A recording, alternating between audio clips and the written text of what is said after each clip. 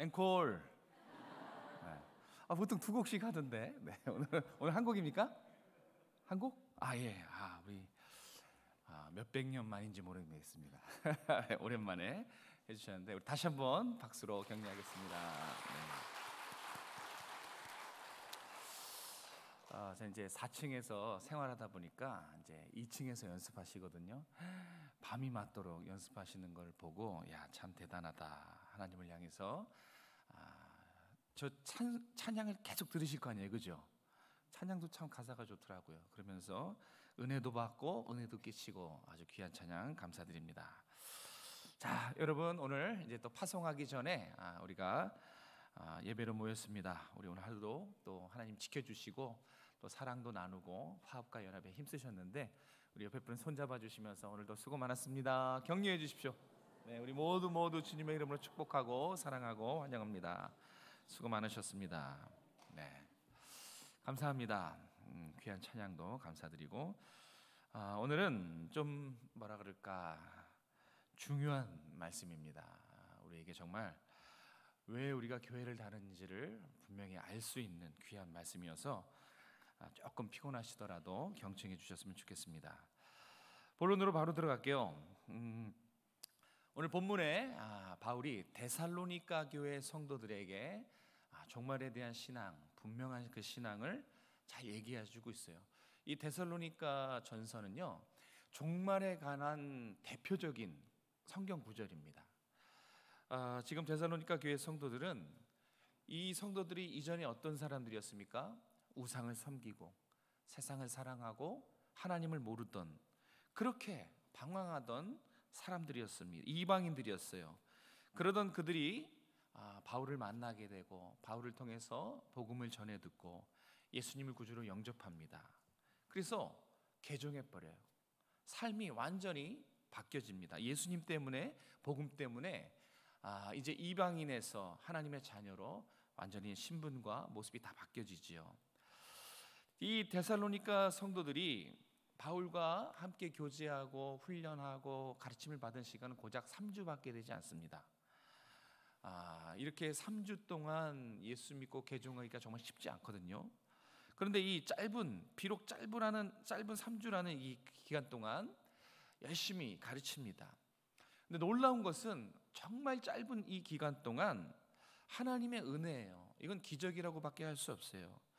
이 3주라는 짧은 기간에 비해서 정말 대단히 성숙하고 대단히 확실한 믿음을 이 데살로니가 교회 성도들이 그 믿음을 갖게 됩니다.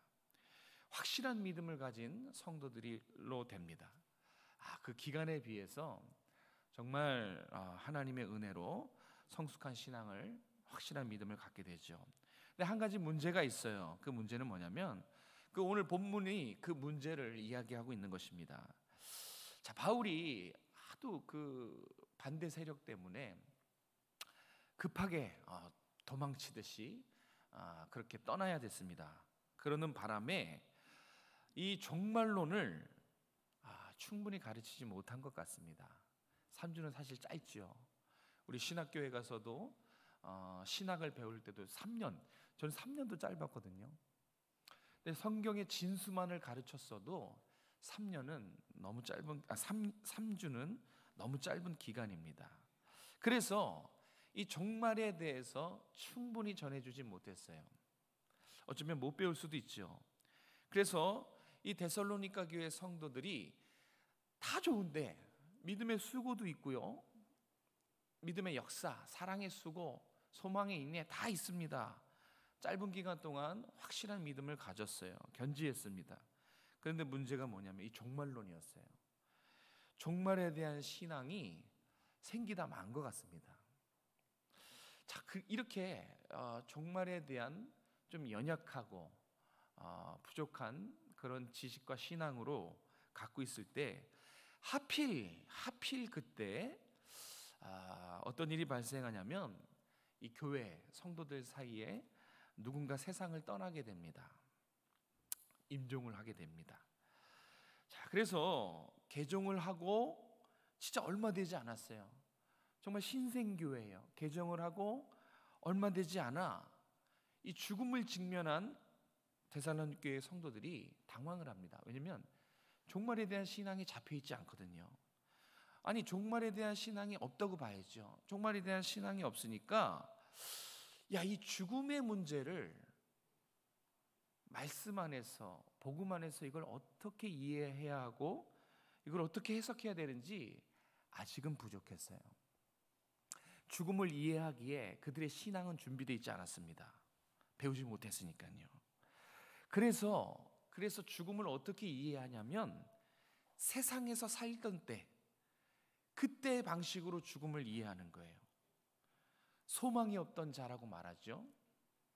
이 소망이 없던 자는 뭐냐면 예수님 믿기 이전에 세상 사람들의 그 모습이에요. 소망이 없던 그런 사람들의 모습대로 죽음을 해석합니다. 그래서 교회가 슬픔에 잠겨요. 이 죽음을 성경적으로 해석할 수 없으니까, 그런 신앙이 없으니까 그냥 세상의 방식으로 죽음은 슬픔이에요. 그 슬픔에 잠깁니다. 그것이 13절 말씀이에요. 형제들아, 자는 자들, 이 죽은 사람들 말이에요. 자는 자들에 관해서는 너가 알기를 원한다. 너희가 소망 없는 자같이 슬퍼하지 않기를 바란다. 이 세상 사람들처럼 죽음을 해석하지 않길 바란다. 그렇게 말합니다. 그런데 신앙을 갖춰 종말론적인 신앙이 부재하니까 이 절망과 죽음의 두려움에서 교회가 헤어나오지 못한 것입니다.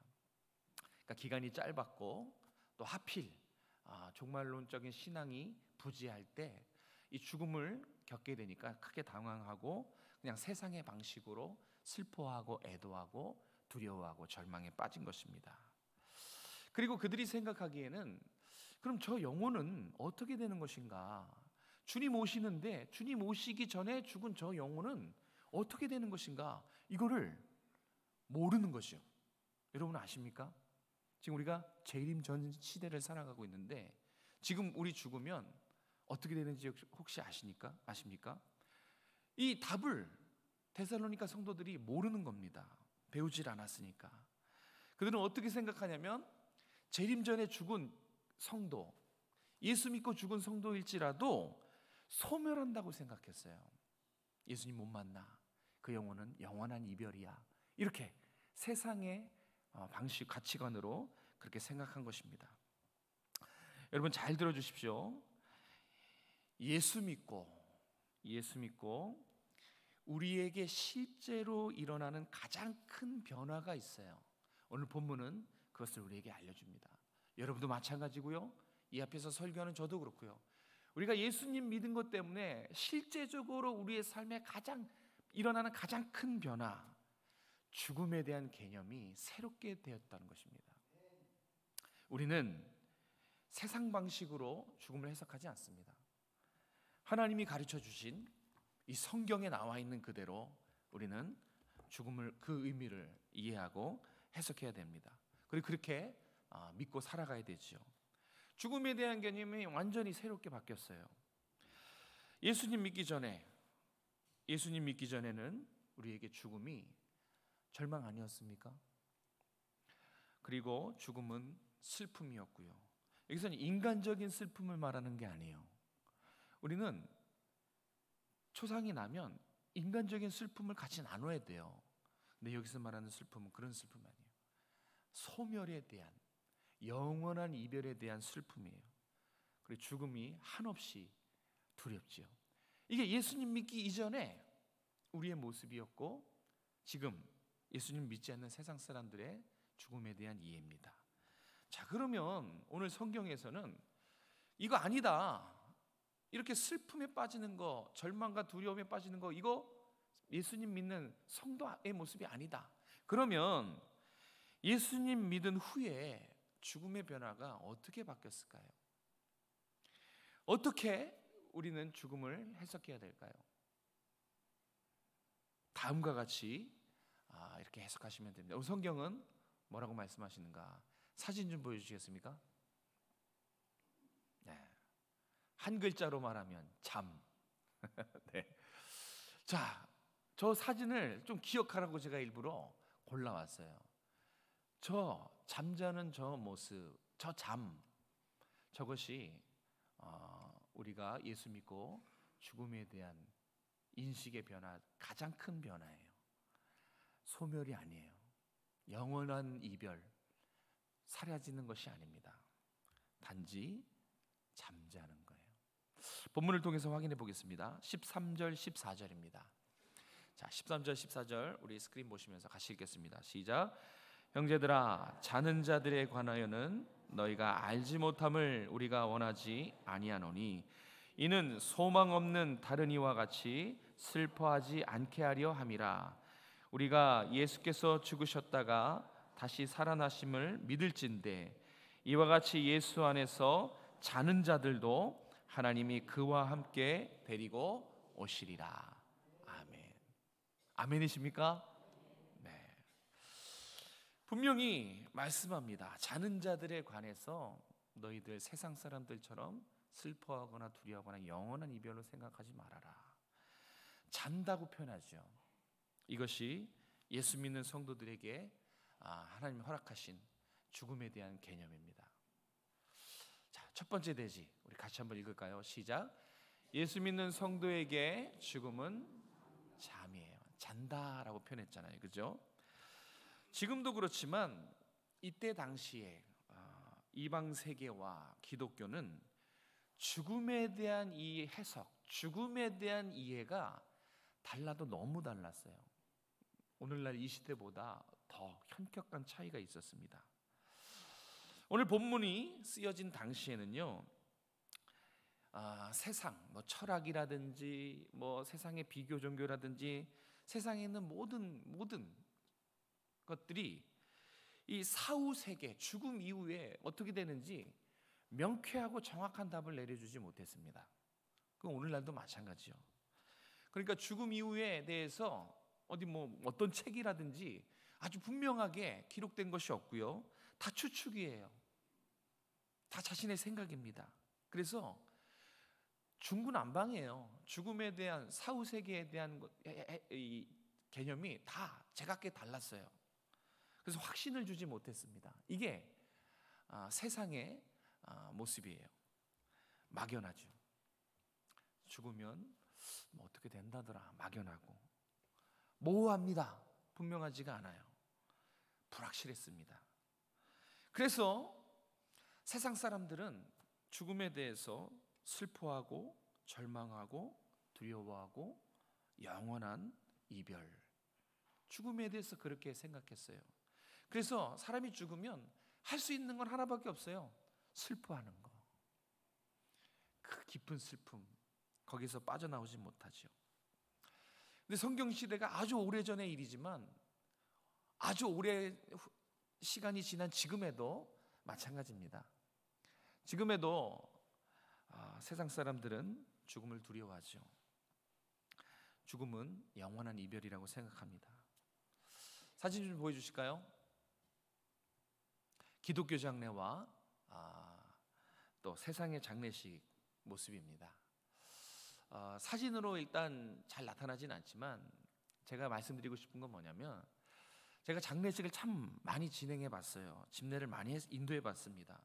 그런데 정말 놀라운 사실은 기독교 장례와 세상의 장례, 불교, 천주교, 유교, 일반적인 장례가 정말 분위기가 달라도 너무 달라요. 첨예하게 다릅니다. 너무 많이 달라요. 제가 틀림없어요. 장례를 인도할 때마다 꼭 느끼는 것은 너무 다르구나. 기독교 장례와 세상의 장례가 정말 다르구나.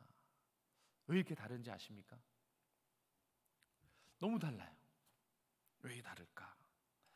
기독교는 사후 세계에 대해서, 죽음 이후의 세계에서 이 성경에 분명히 가르쳐 주기 때문에 그렇습니다. 죽으면 어떻게 되는가? 성경은 분명히 가르쳐 줘요. 모호하지 않아요. 막연하지 않습니다. 명쾌하죠. 너무 명쾌하죠. 분명하게 성경에 가르쳐 줘요. 오늘 본문이 그 중에 하나예요. 예수님의 죽음과 부활을 통해서 앞으로 닥치게 될 성도의 죽음과 부활을 명확하게 성경은 가르쳐 주고 있습니다. 그래서 아는 거죠. 세상 사람들과 성도의 차이는 죽음 이후에 대해서 알고 모르고 차이가 커요. 우리는 압니다. 하나님 말씀을 통해서 들여다보고 있고요. 모르면 다시 찾아보고 다시 깨달을 수 있죠. 언제나 가까이 죽음 이후에 하나님이 허락하신 세계를 우리는 이해하고 바라볼 수 있죠. 그게 엄청난 차이입니다. 그리고 그것이 우리의 믿음이 되는 순간 삶은 완전히 차이가 벌어지게 되는 것이죠. 성경은 우리에게 죽음의 의미를 14절에서 분명하게 말씀합니다. 바로 성도의 죽음은 잔다. 주 안에서 자는 자들도 하나님이 그와 함께 데리고 오시리라. 14절에 저와 여러분이 이 땅에서의 사명이 끝나면 죽는데, 그것을 성경은 뭐라고 표현하냐면 잔다라고 표현하고 있습니다. 잠이라는 표현이 참 중요해요. 여기 담겨져 있는 의미를 꼭 기억하셨으면 좋겠어요. 여러분, 자면 일어납니까? 안 일어납니까? 네, 그렇죠. 그거예요. 언젠간 일어난다. 죽음이지만 잠으로 표현한 일은 언젠간 부활의 때가 온다는 거예요. 언젠가는 깨어난다는 것입니다. 그러니까 두려워해야 돼요? 안 두려워해야 돼요? 네, 두려워할 필요가 없어요. 소멸이 아니기 때문에, 다시 깨어나서 다시 만나기 때문에 두려워할 필요가 없어요. 혹시 이 자리에 잠을 두려워하는 분이 계십니까? 나 잠이 너무 무서워요. 잠이 공포스럽습니다. 잠을 두려워하시는 분 계세요? 없지요? 그런 거예요. 성도에게 죽음은 잠이에요. 두려워할 필요가 전혀 없어요.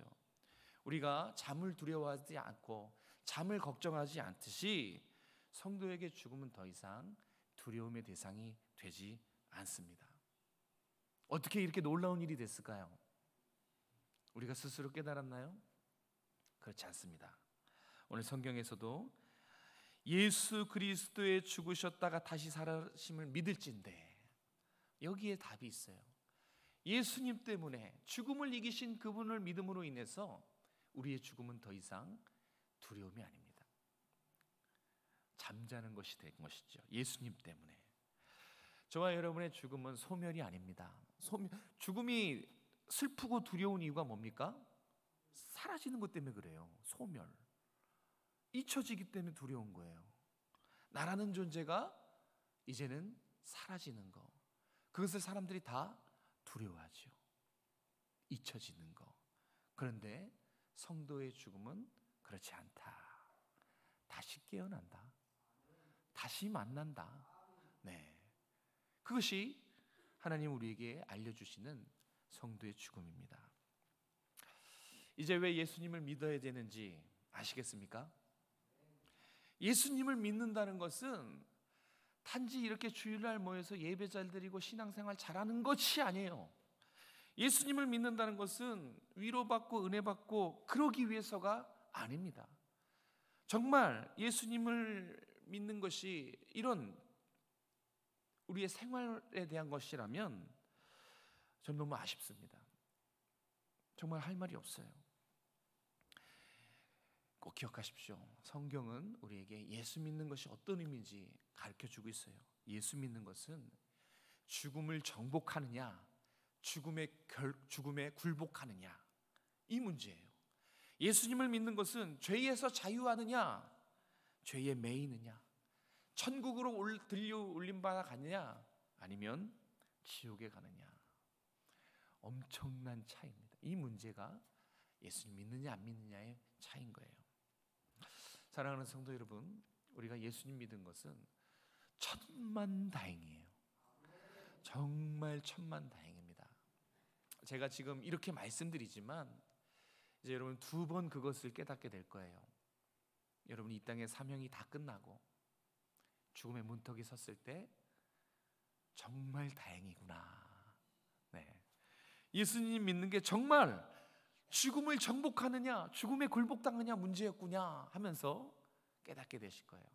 그때 가슴을 쓸어내리면서 정말 다행이구나 한번 깨닫고, 예수님 재림하셨을 때, 선악간에 심판하러 오셨을 때 그때 또 한번 털썩 주저앉아서 가슴을 쓸어내리면서 정말 다행이구나 하고 깨닫게 될 것입니다. 왜 예수님 믿어야 되는지 오늘 성경은 우리에게 가르쳐주고 있습니다. 단순히 신앙생활 잘하는 거, 보다 더 나은 삶을 사는 거, 위로받고 은혜 받는 거, 그 이상이란 얘기예요. 여러분, 교회는요, 여러분을 조금 더 나은 사람으로 만들어 주기 위해서 존재하는 기관이 아니에요. 여러분을 이전보다 더 성숙한 사람으로, 더 뛰어난 사람으로 만드는, 인격적인 사람으로 만들기 위해서 존재하지 않아요. 교회는요, 죽음에 대한 문제의 해결을, 그 답을 주기 위해서 있는 기관입니다. 그런 공동체예요. 예수님 믿도록. 그래서 함께 예수님 서로 믿고 나누고 하는 그런 공동체입니다. 너무너무 중요하죠. 자, 우리 두 번째는 16절 17절 말씀 같이 한번 읽겠습니다. 16절 17절입니다. 시작. 주께서 호령과 천사장의 소리와 하나님의 나팔 소리로 친히 하늘로부터 강림하시리니 그리스도 안에서 죽은 자들이 먼저 일어나고 그 후에 우리 살아남은 자들도 그들과 함께 구름 속으로 끌려 올려 공중에서 주를 영접하게 하시리니 그리하여 우리가 항상 주와 함께 있으리라. 아멘. 자, 첫 번째는 예수님 믿는 성도에게 죽음의 개념, 잠이라 그랬고요. 두 번째, 오늘 16절 17절을 통해서 우리가 또 하나 기억해야 될 건, 자, 여기 보면 재림을 기다리는 성도에게 놀라운 축복을 약속하셨어요. 우리 두 번째 대지 같이 한번 읽어볼까요? 시작. 재림을 기다리는 성도에게 놀라운 축복이 있습니다. 아멘. 믿으십니까? 어떤 축복일까요? 17절 맨 마지막에 있죠. 항상 주와 함께 있는 축복입니다. 자, 16절 17절은 주님의 재림의 날, 그 날의 모습들, 그 재림 때 어떻게 주님이 오시는지, 그날에 있을 현상들을 좀 설명해 주고 있고요. 또 성도들이 그날에 아주 특별한 모습으로 변모하는데 그 모습들을 살짝 공개하고 있습니다. 저는 정말 처음에 이게 너무 궁금했어요. 어떤 모습일까? 주님이 오실 때 믿으니까 궁금한 거예요. 믿으니까 주님이 어떻게 오시고 주님이 오실 때 그 현상은 어떤 현상이며 그때 성도들이 변한다고 하는데 그 변화된 모습은 어떤 모습일까? 정말 많이 궁금했어요. 오늘 본문에 그 대답이 나와 있죠. 자, 예수님이 재림하실 때 16절에 보면 주의 호령과 천사장의 외침과 천군 천사의 나팔 소리가 온 천지에 울린다. 그렇게 말씀하지요. 아마 이런 주님의 임재가 세상 모든 사람들의 눈과 귀를 이렇게 느낄 수 있도록 그렇게 오신다는 것이죠. 예수님의 초림 때와는 정말 다른 모습 아닙니까? 예수님이 처음 오실 때 어떻게 오셨나요? 연약하고, 성경은 볼품 없다 그랬어요. 볼품 없고, 또 예수님은 왕으로 오신 게 아니라 죽으러 오셨죠. 초림의 모습이지만 재림의 모습 때는 다릅니다. 예수님이 이 땅에 다시 오실 때는 온 세상의 임금으로 오세요. 심판주로 오십니다. 그러니까 우리가 준비를 잘 해야 되는 거예요. 예수님이 심판하러 오신다.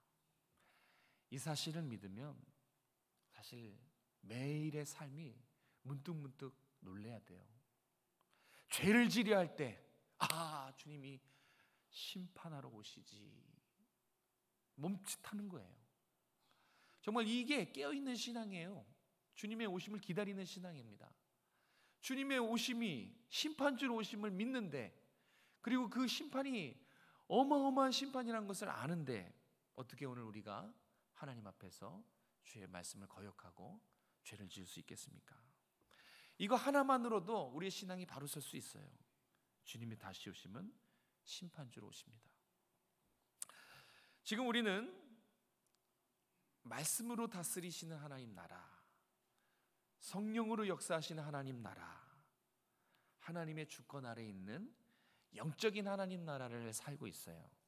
눈에 보이지 않아요. 말씀으로 다스리거든요.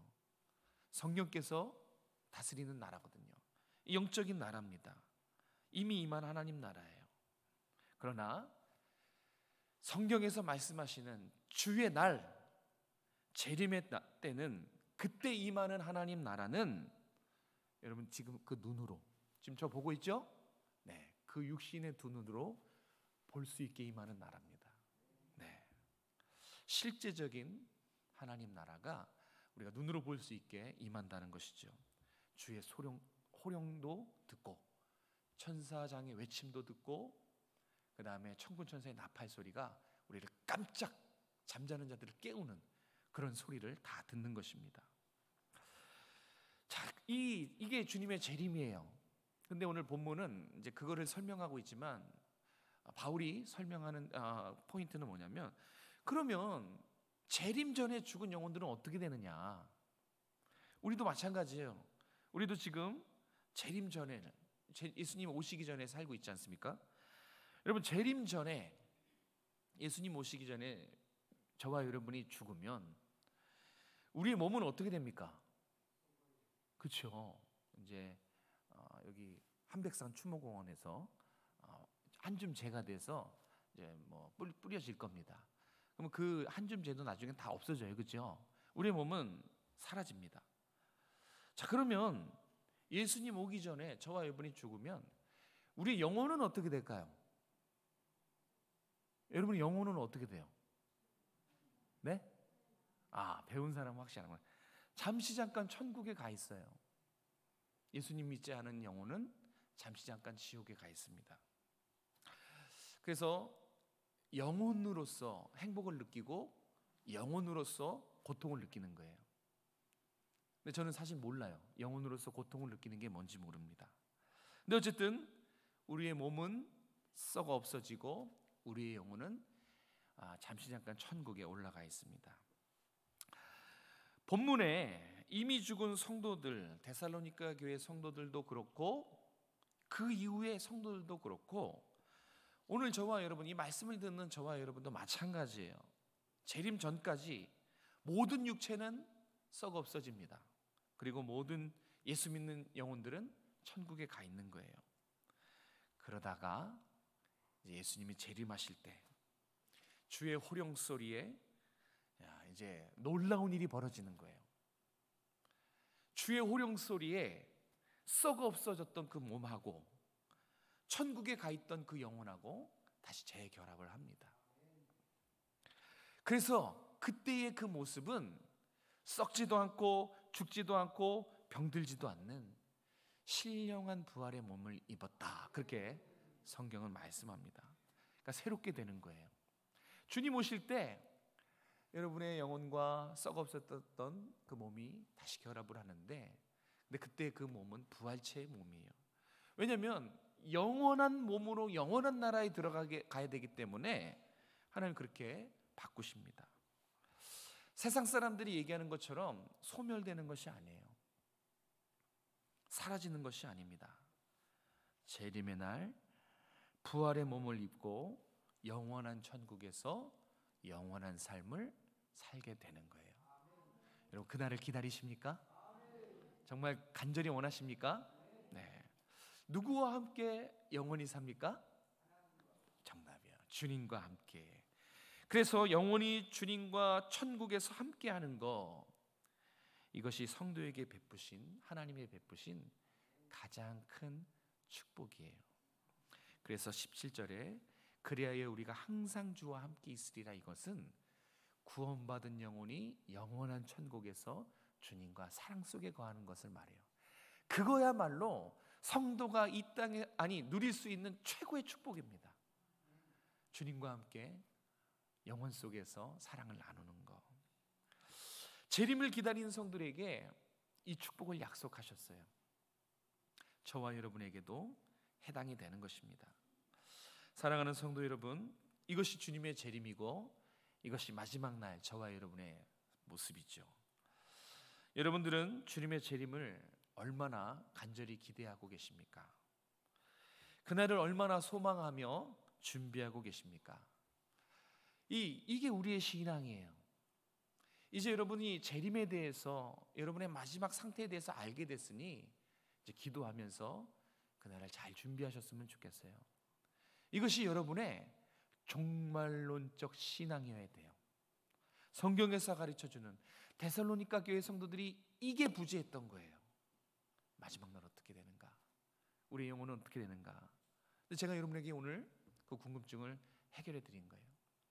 이 여러분의 신앙, 종말론적 신앙을 붙잡고 주님 오실 날을 기대하고 소망 중에 바라면서 깨어서 그 날을 기다리는 것입니다. 자, 사진 한번 보여주시겠습니까?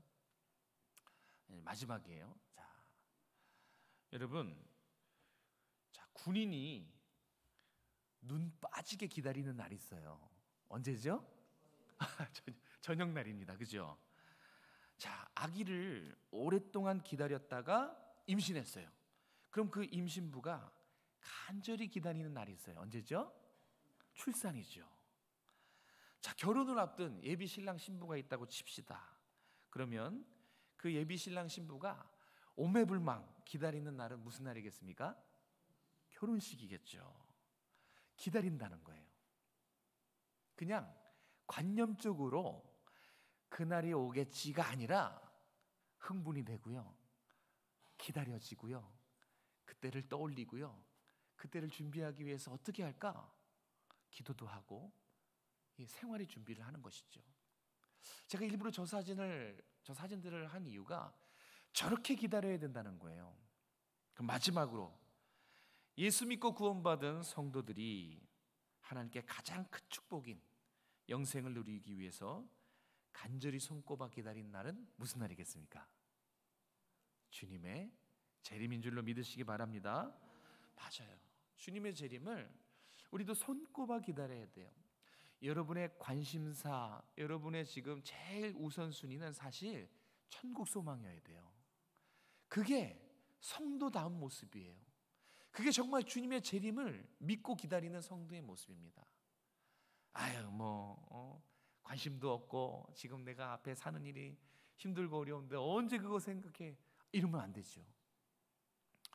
이 세상에 여러분이 힘들고 어렵고 기쁘고 슬프고 그 모든 것 희노애락을 다 합쳐도 주님이 여러분에게 주시는 영생의 기쁨, 이것만 못해요. 우리 성도는 하나님과 천국에서 영원히 함께 누릴 그날을 손꼽아 기다리면서 기도하면서 우리의 삶을 준비해야 되는 줄로 믿습니다. 특별히 여러분 말고, 여러분 걱정 안 합니다. 그런데 여러분 주위에 예수 믿지 않는, 죽음 앞에 겁을 내는 사람들, 그 사람들 어떻게 해야 될까요? 여러분이 가지고 있는 부활 소망, 그것을 전해줘야 되는 거예요. 그것이 주님의 날을 기다리는 성도의 모습이에요. 기다리는 거 그냥 손 놓고 기다리는 게 아니에요. 우리가 가진 소망을 죽음 앞에 겁을 내고 두려워하고 절망하고 슬퍼하는 사람들에게 증거해줘야 되는 것입니다. 이 땅의 마지막이 소멸이 아니다. 잠자는 거다. 천국에 들어가기 위한 과정일 뿐이다. 이것을 나눠줘야 돼요. 우리가 오늘 귀한 걸 배웠습니다. 이것이 종말론 신앙이에요. 이것이 주님의 재림을 기다리는 살아있는 신앙입니다. 그 축복의 날을 여러분들 매일 손꼽아 기도하며 기다리는 여러분 되시길 바랍니다.